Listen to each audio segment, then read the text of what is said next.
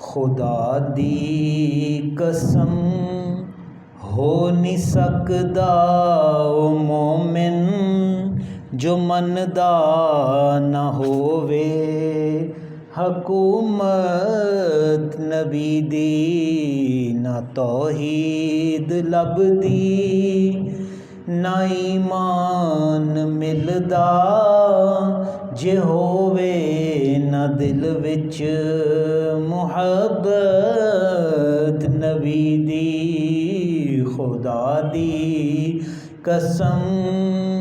ہو نہیں سکدا او مومن جو مندا نہ ہووے حکومت نبی دی، نہ توحید لبدی نہ ایمان ملدا جے ہووے نہ دل وچ محبت نبی دی۔ ہووے کتب تے غوث ابدال بھاویں کدی پہنچدا نہیں عہدے مرتبے نو، محبت ایمان دے نال یارو جنے کیتی ہووے زیارت نبی دی۔ امر مصطفیٰ دا ہے امر الہی تے بیت نبی دی، بیت خدا دی۔ امر مصطفیٰ دا ہے امر الہی تے بیت نبی دی، بیت خدا دی۔ نبی دی اطاعت ہے رب دی، عبادت ہے رب دی، اطاعت نبی دی۔ اے ملہ تے کی اے پیغمبر وی سارے نہ سمجھے کما حق ہو شان احمد حدیثان شاہد کوئی جاندا نہیں سوائے خدا دے حقیقت نبی دی۔ حضور نبی کریم صلی اللہ علیہ وسلم تاجدار دو جہاں، شاہ سوار لامقام، مالک زمین و آسمان، روح کن فکاں، سید السادات، جوہر کائنات، منبع فیوز و برکات، حضور پر نور، شافی یوم النشور، حبیب رب غفور، احمد مجتبیٰ، حضرت محمد مصطفیٰ صلی اللہ تعالیٰ علیہ وآلہ وسلم، آپ سرکار کے بعد کل کائنات کے اندر افضل البشر، سب سے افضل ترین انسان، انبیاء کے بعد حضور نبی کریم صلی اللہ علیہ وسلم کے بعد جو سب سے افضل ترین بشر ہیں، سب سے جن کا مرتبہ اور مقام بلند ہے، جو سفر میں، حضر میں، غار میں، گھر میں، مزار میں، ہر جگہ حضور نبی کریم صلی اللہ علیہ وسلم کے ساتھ رہے، سیدنا صدیق اکبر رضی اللہ تعالیٰ عنہ۔ حضرت سیدنا صدیق اکبر انہیں کہا جاتا ہے مزاج شناس رسول، محرم مصطفیٰ، یار غار، یار مزار، اتنی قربت اور رفاقت والی شخصیت، ان کو نبی کریم صلی اللہ علیہ وسلم نے فرمایا صدیق میری حقیقت کو تم بھی نہیں سمجھ سکے، میری حقیقت، میرے مقام اور مرتبے کو، میری حقیقت کو تم بھی نہیں سمجھ سکے۔ اسی بات کو اس شعر کے اندر لکھا گیا کہ آج مولوی، ملا، مفتی اٹھ کے نبی کریم صلی اللہ علیہ وسلم کے مقام اور مرتبے کا تعین کرنے کی کوشش کرتا ہے۔ ایک اٹھتا ہے وہ کہتا ہے کہ نبی کو دیوار کے پیچھے کا علم نہیں، ایک اٹھتا ہے وہ کہتا ہے نبی کی تعظیم اتنی کرو جتنی بڑے بھائی کی کر سکتے ہو۔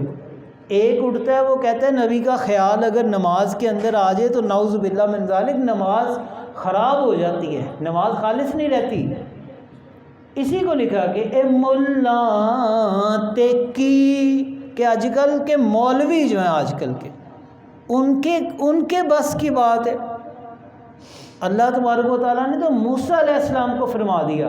ان کو فرمایا کہ اے موسیٰ اگر میں محمد مصطفیٰ صلی اللہ علیہ وسلم کو پیدا نہ کرتا تو میں تجھے بھی پیدا نہ کرتا۔ وہ فرمایا نا کہ لولاک لما خلقت الدنیا،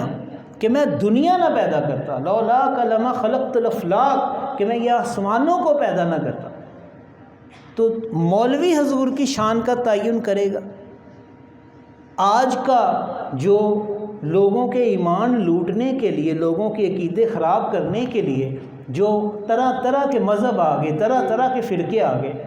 جو حضور کی شان کو بڑھانے کی بجائے نعوذ باللہ من ذالک حضور کی شان کو کم کرنے کی کوشش کرتے ہیں۔ ایک بڑے مشہور بزرگ ہیں یہاں غالباً قصور والی سائیڈ پہ، ان کا مناظرہ ہوا کسی بندے سے، مناظرہ غالباً علم غیب پہ تھا یا حضور کے استمداد کے اوپر تھا کہ حضور مدد فرماتے ہیں یا نہیں فرماتے، حضور سنتے ہیں یا نہیں سنتے، ان باتوں کے اوپر مناظرہ تھا۔ تو ان بزرگوں نے مناظرے کی تاریخ طے ہوگی تو چند دن کے بعد جب مناظرے کے لیے سٹیج لگا تو وہ جو عالم دین تھا، وہ جو مفتی تھا، وہ جو ایک دوسرے فرقے کا مولانا تھا، وہ کتابوں کے صندوق بھر کے لے آیا، سٹیج کے اوپر رکھ دیے۔ اور یہ بزرگ بھی یہ جب تشریف لے کے گئے تو انہوں نے جا کے فرمایا کہ میں مناظرہ تجھ سے شروع کرتا ہوں، لیکن میرا نا پہلے میں ایک بات کرنا چاہتا ہوں مجمع کے ساتھ بھی اور تیرے ساتھ بھی، تو اس کے بعد اگر تیرا دل چاہے تو مناظرہ کر لینا۔ اس نے کہا جی ضرور آپ کریں بات۔ تو ان بزرگوں نے مجمع سے مخاطب ہوئے اور اس مولوی کو بھی کہا، انہوں نے فرمایا کہ دیکھو تیرا میرا مناظرہ ہے کہ نبی کریم صلی اللہ علیہ وسلم کو اللہ تبارک و تعالیٰ نے کیا شانیں عطا فرمائی ہیں۔ میں کہتا ہوں کہ نبی کریم صلی اللہ علیہ وسلم جہاں بھی ہو وہیں سے دو صدا سرکار سنتے ہیں، سر آئینہ سنتے ہیں، پس دیوار سنتے ہیں کہ نبی کریم صلی اللہ علیہ وسلم کو مدینے والے کو ریاض الجنہ میں کھڑے ہو کے پکارو، وہ وہاں سے بھی سلام کا جواب دیتا ہے۔ نبی کریم صلی اللہ علیہ وسلم کو جوہر ٹاؤن شریف کے بزم شاہ جناح کے سٹیج کے اوپر کھڑے ہو کے پکارو، وہ وہاں سے بھی اپنے پیارے امتیوں کے درود و سلام پڑھنے کو سماعت کرتا ہے۔ پیکھے وال شریف کی جامع مسجد شریف کے اندر بھی وہ نبی کریم صلی اللہ علیہ وسلم تاجدار مدینہ اپنے امتیوں کی اس مجلس سے واقف ہیں، ان کو پتہ ہے کہ پوری کائنات کے اندر کہاں کہاں ان کے محبت کرنے والے موجود ہیں۔ اچھا ان مولانا نے فرمایا، ان بزرگوں نے فرمایا کہ مولانا تو اس بات پہ مناظرہ کرتا ہے کہ حضور کو میرا یہ بیان ہے کہ حضور کو اللہ نے یہ شانیں عطا فرمائی ہیں، حضور اپنے غلاموں کی آواز پکار سنتے ہیں، حضور اپنے غلاموں کی مدد کرتے ہیں۔ حضور نبی کریم صلی اللہ علیہ وسلم کو اللہ نے بڑی رفتیں، بڑی بلندیاں وارفانہ اللہ کا ذکر کا تاج پہنا کے بھیجا ہے۔ قیامت تک ہر آنے والی آن جو ہے، ہر آنے والی گھڑی ان کا ذکر اور رفتیں بلندی ہوتی جانی ہیں۔ تو میں تجھ سے ایک سوال پوچھنا چاہتا ہوں کہ ظاہری بات ہے کہ مناظرہ کوئی سوکھی بات نہیں ہے، مناظرہ کرنے سے پہلے بڑی تیاری کرنی پڑتی ہے، بڑی محنت کرنی پڑتی ہے۔ مولانا نے کہا جی بالکل، یہ دیکھیں میں اتنی کتابیں لے کے آیا ہوں، میں نے بڑی تیاری کی ہے اس بات کے اوپر۔ تو وہ بزرگ فرمانے لگے مولانا ایک چھوٹی سی بات کروں گا، اپنے ایمان کا جائزہ بھی لے لینا۔ وہ فرمانے لگے کہ میرا بھی پورا ہفتہ کتابوں کی عرق ریزی کے اندر ہی گزرا ہے، میں بھی سارا دن ساری رات کالا کالا رسول اللہ کی صدائیں بلند کرتا رہا ہوں۔ میں بھی جہاں پہ بیٹھتا میں کوئی نہ کوئی یہی نقطہ سوچتا کہ حضور کی شان اور حضور کے رفت ذکر اور حضور کی شان مبارک کے اندر کون سا پوائنٹ، کون سا نقطہ میں اکٹھا کر سکتا ہوں جس کو میں مناظرے کے اندر کوڈ کروں اور حضور کی شان مبارکہ بلند سے بلند بیان ہو مجھ سے۔ تو کہا ہاں ظاہری بات ہے آپ کرتے رہوں گے۔ تو فرمایا مولانا تم کیا کرتے رہے ہو؟ تم پورا ہفتہ ایسی باتیں کتابوں کے اندر ڈھونڈتے رہے ہو کہ میں کہوں مدینے کا تاجدار غریبوں کی وہ حمایت کرنے والا تھا، میں کہوں کہ مدینے کا تاجدار اس کی یہ شان ہے، اس کو اللہ نے یہ معجزہ عطا کیا کہ وہ پتھر کے اوپر وہ اپنی انگلیاں مبارک رکھے تو اس میں سے چشمے جاری ہو جائیں، میں کہوں کہ وہ جب چاند کو اشارہ کرے تو چاند کے 2 ٹکڑے ہو جائیں، اور میں جب کہوں وہ درخت کو اشارہ کرے تو درخت زمین کو چیرتا ہوا اس کے پاس آ جائے، تو مولانا تم کیا ڈھونڈتے رہے ہو کتابوں کے اندر سے کہ کیا یہ چاند کو 2 ٹکڑے کرنے والی حدیث، اور یہ تو ضعیف ہے جی، نبی کے تو بس میں ہی نہیں ہے، نبی کو تو دیوار کے پیچھے کا علم نہیں ہے، نبی کو تو اپنے گھر کی خبر نہیں ہے، ان کی جب بیوی کے اوپر تہمت لگی تو ان کو تو یہ بھی نہیں پتا تھا کہ وہ اس بات کو جو ہے وہ بیان کریں اور اس بات کی خبر غیب سے تصدیق فرمائیں کہ الزام لگانے والے جھوٹے ہیں، مکار ہیں۔ تو ان چیزوں کے اوپر ریسرچ کرتا رہا، تو میں ان چیزوں کے اوپر ریسرچ کرتا رہا کہ حضور کی شان کو کس طرح بلند سے بلند بیان کرنا ہے۔ تو جو اہل محبت ہوتے ہیں نا، محبت کے لیے دلیلوں کی ضرورت نہیں ہوتی، محبت تو محبت ہوتی ہے، ٹھیک ہے، اور وہ محبوب کے ذکر کے اندر جب بندہ چلتا ہے تو پھر یہ سلسلہ چلتا ہی جاتا ہے۔ تو اسی بات کو انہوں نے فرمایا کہ اے ملا تے کی اے پیغمبر وی سارے نہ سمجھے کما، شان احمد حدیثان شاہد کوئی جاندا نہیں سوائے خدا دے، حقیقت نبی دی محمد حبیب رسول خدا دی، محمد حبیب رسول خدا دی، شفاعت کردہ ہے انکار جیڑا نہ محشر چ دینی پناہ اونوں رب نے نہ لبنی اونوں شفاعت نبی دی، کوئی رب اکبر دی توحید والے پیا بھاویں ہر وقت نعرے لگاوے، کہتے ہیں نا نعرہ رسالت نہ لگائیں، صرف نعرہ تکبیر نعرہ تکبیر۔ میرے بابا جی بڑا پیارا نقطہ فرماتے ہیں، یہ شعر کے درمیان یہ بات آ گئی ذہن میں، وہ فرماتے ہیں کہ اگر وقت کم ہو نا، وقت کی قلت ہو، تو وہ فرماتے ہیں کہ بے شک نعرہ تکبیر چھوڑ دیا کرو، نعرہ رسالت لگا دیا کرو، نعرہ تکبیر چھوڑ دیا کرو، نعرہ رسالت لگا دیا کرو۔ اب ذرا بات کو تھوڑا پیچھے لاتے ہیں، کچھ لوگ کہتے ہیں نا جی کہ نعرہ تکبیر ہی لگائیں، نعرہ رسالت نہ لگائیں، تو صحابہ کرام رضوان اللہ تعالیٰ علیہم اجمعین ان کے نزدیک تو امتیاز کرنے کی پہچان ہی نعرہ رسالت تھا۔ ایک جنگ کے اندر منکرین زکوٰۃ کے ساتھ غالباً یہ جنگ تھی سیدنا صدیق اکبر رضی اللہ تعالیٰ عنہ کے دور کے اندر، تو جب مسلمان نکلے ان سے جنگ کرنے کے لیے، قتال کے لیے، تو دوسری طرف بھی بظاہر کلمہ گو نعرہ تکبیر لگانے والے، تو وہ بھی نعرہ تکبیر لگائیں، مسلمان بھی نعرہ تکبیر لگائیں، تو مسلمانوں کو تھوڑی سی ذرا پریشانی اور تشویش ہوئی کہ اس چیز کا حل کیا کریں، یہ نہ ہو کہ آپ کی تلوار سے کوئی مسلمان ہی شہید ہو جائے، ٹھیک ہے۔ تو انہوں نے حل یہ نکالا کہ آپ یہاں پہ نعرہ رسالت لگائیں، بلکہ آپ کہیں نعرہ تکبیر اور یا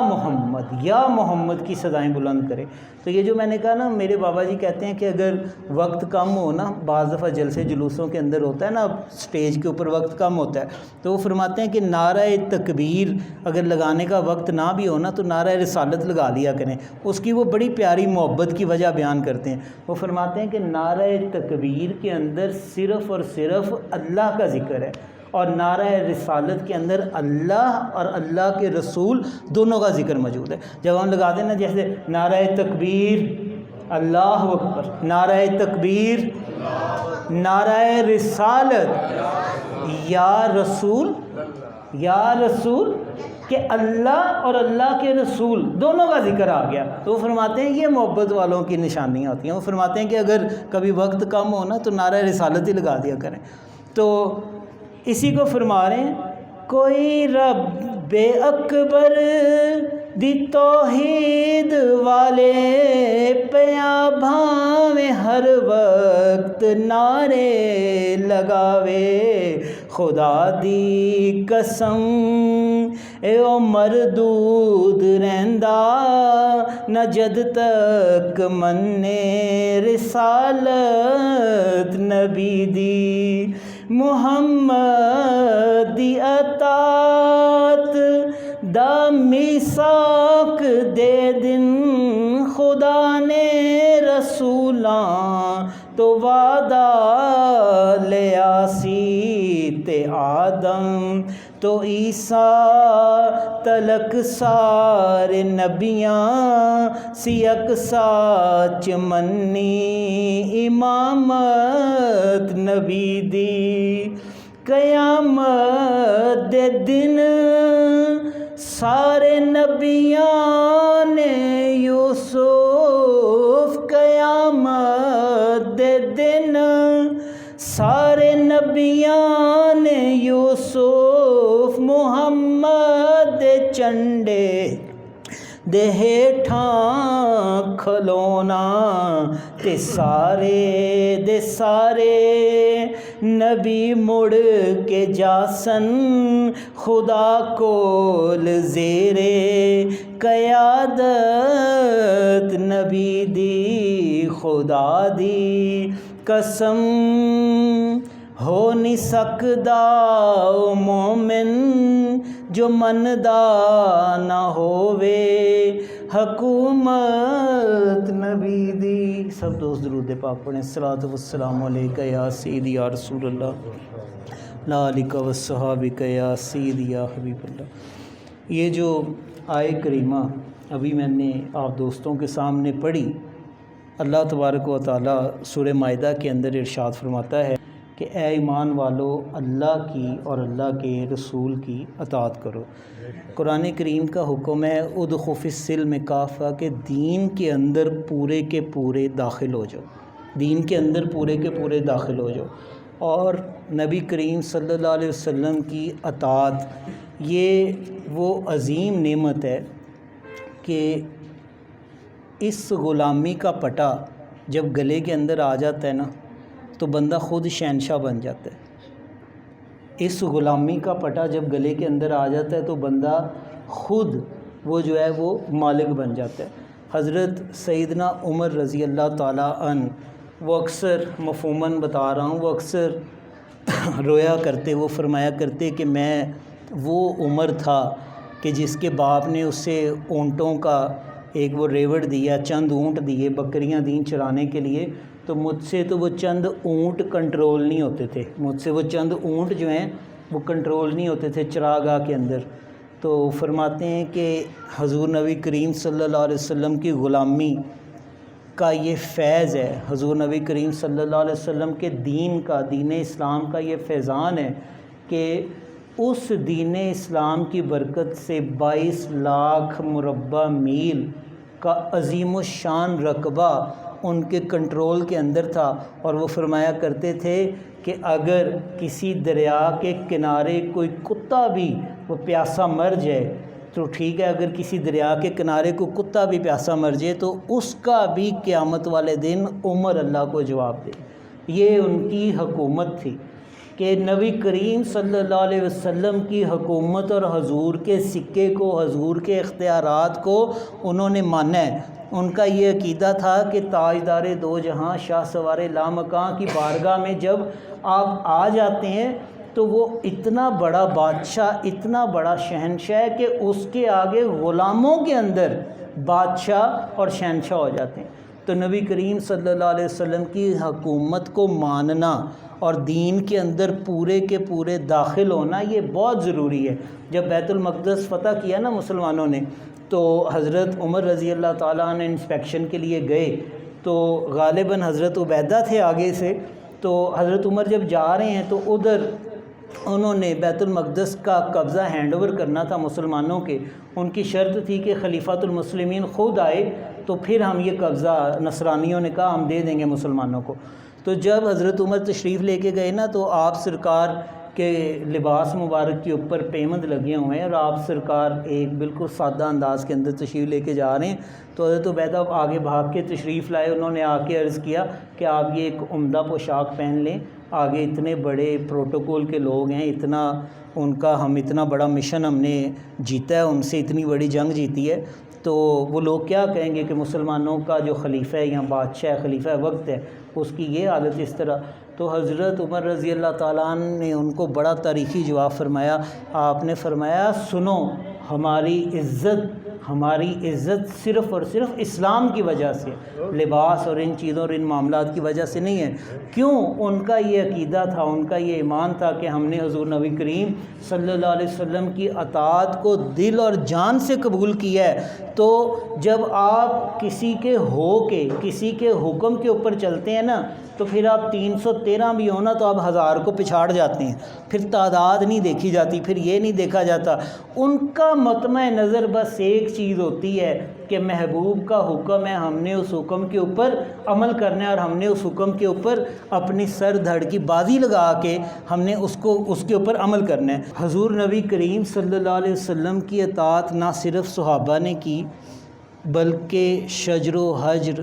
ہر چرند پرند آپ سرکار کی سلطنت اور بادشاہی کے اندر وہ داخل ہے۔ حضرت علی کرم اللہ تعالیٰ وجہ الکریم فرماتے ہیں کہ میں اس پتھر کو پہچانتا ہوں، جب میں حضور نبی کریم صلی اللہ علیہ وسلم کے ساتھ میں راستے سے گزرتا تو اس پتھر سے آواز آتی ہے الصلاۃ والسلام علیکہ یا سیدی یا رسول اللہ۔ ایک مرتبہ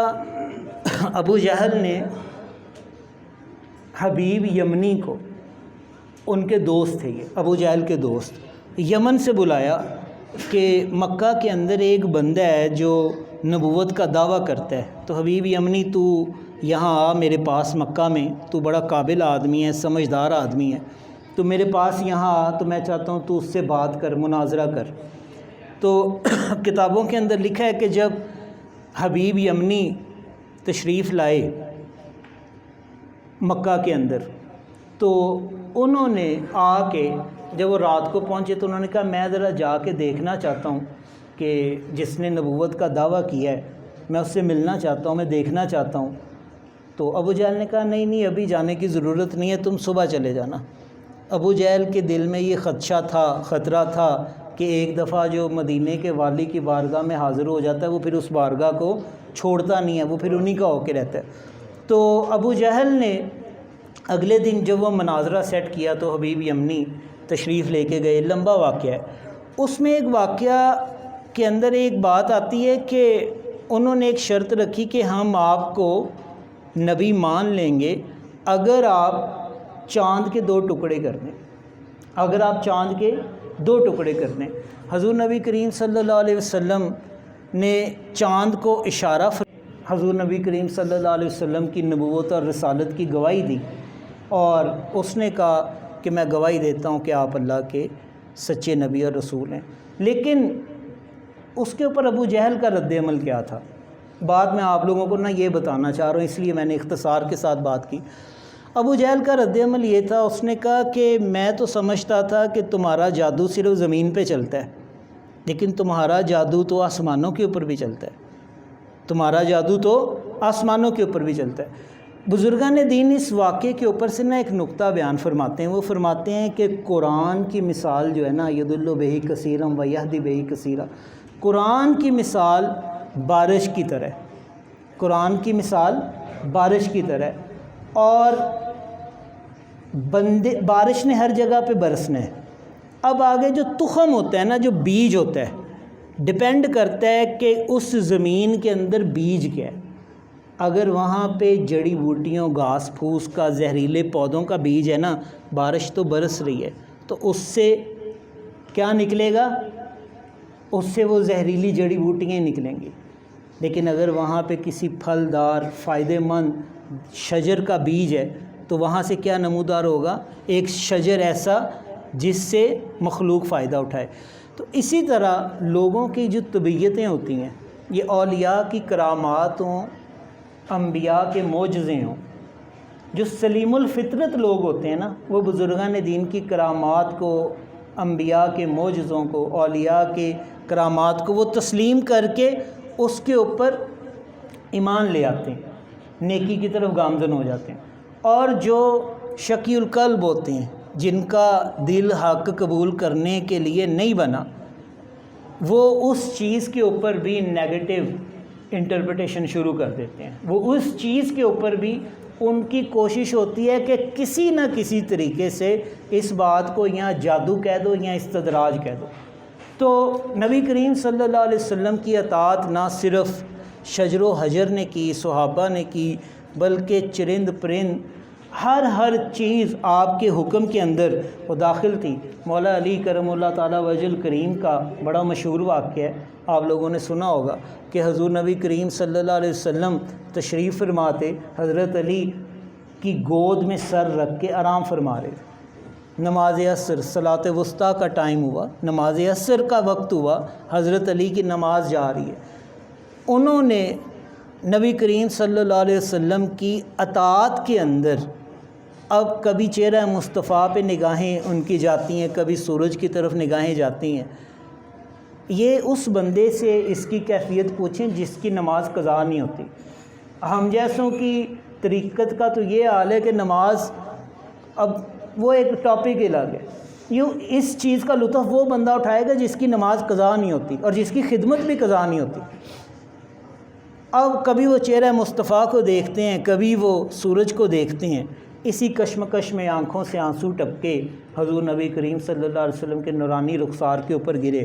حضور بیدار ہوئے، حضور نے فرمایا علی کیا بات ہے؟ فرمایا یا رسول اللہ میری نماز،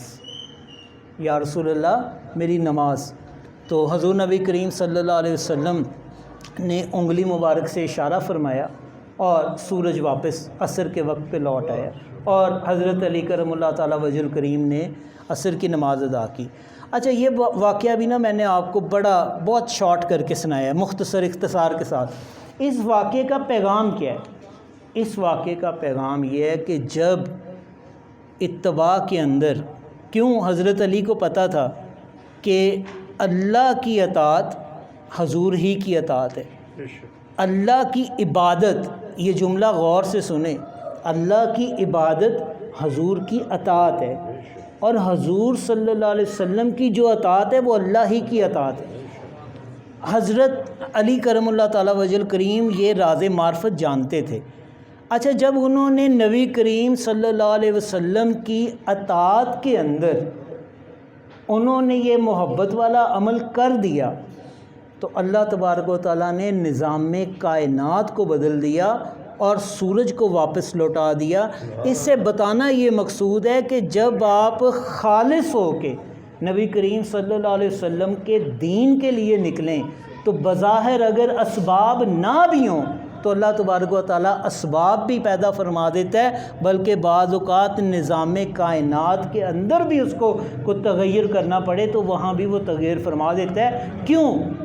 آپ لوگوں کو میں نے یہ واقعہ بارہا سنایا ہے۔ میرے قبلہ کعبہ پیر و مرشد پیر طریقت رہبر شریعت الشیخ محمد محسن منور یوسفی صاحب یہ واقعہ فرماتے ہیں۔ وہ فرماتے ہیں جدو رب دل دیاں اکھیاں دیوے ہووے چانن نوروں، پھر انہاں محبوبانو نظری آوے کیا نیڑے کیا دوروں۔ وہ فرماتے ہیں کہ جب اطاعت کے اندر آپ کاملیت اختیار کر جاتے ہیں نا تو پھر آپ نہاوند کے اندر اسلامی لشکر کے سپہ سالار ساریہ کو سینکڑوں میل دور سے مدینہ منورہ کے ممبر رسول کے اوپر بیٹھ کر آپ فرماتے ہیں یا ساریۃ الجبل، یا ساریۃ الجبل، اے ساریہ پہاڑ کی طرف ہٹ جا، اے ساریہ پہاڑ کی طرف ہٹ جا۔ حضرت ساریہ فرماتے ہیں کہ نہاوند کے مقام کے اندر ہم لوگ ایک جگہ جنگ کے اندر تھے تو بڑے تھکے ہوئے،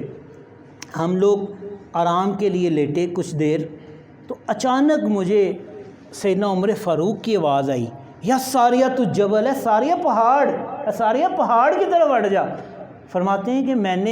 میں ہڑبڑا کے اٹھا اور میں نے دیکھا تو پہاڑ سے دشمنوں کا لشکر نیچے اتر رہا تھا اور قریب تھا کہ وہ ہمارے اوپر پہنچ جاتے اور ہمیں وہاں پہ وہ قتل کر دیتے، ہمیں ختم کر دیتے۔ تو خیر کہتے ہیں میں نے لشکر کو بیدار کیا اور ہم نے اپنی ڈیفینڈنگ پوزیشن سنبھالی۔ جنگ کا جو بھی فیصلہ ہوا، جب ساریہ رضی اللہ تعالیٰ عنہ مدینہ منورہ آئے تو انہوں نے آ کے سیدنا عمر فاروق کی بارگاہ میں حاضر ہوئے اور صحابہ کرام کو یہ واقعہ بتایا تو صحابہ کرام نے کہا کہ ہم بھی بڑے حیران تھے کہ سیدنا عمر فاروق پڑھا جمعہ رہے ہیں، ممبر رسول کے اوپر بیٹھے ہیں اور ایک دم کھڑا ہو کے کہہ رہے ہیں یا ساریہ تو جبل، یا ساریہ تو جبل ہے، ساریہ پہاڑ کی طرف دیکھ، پہاڑ کی طرف ہٹ جا۔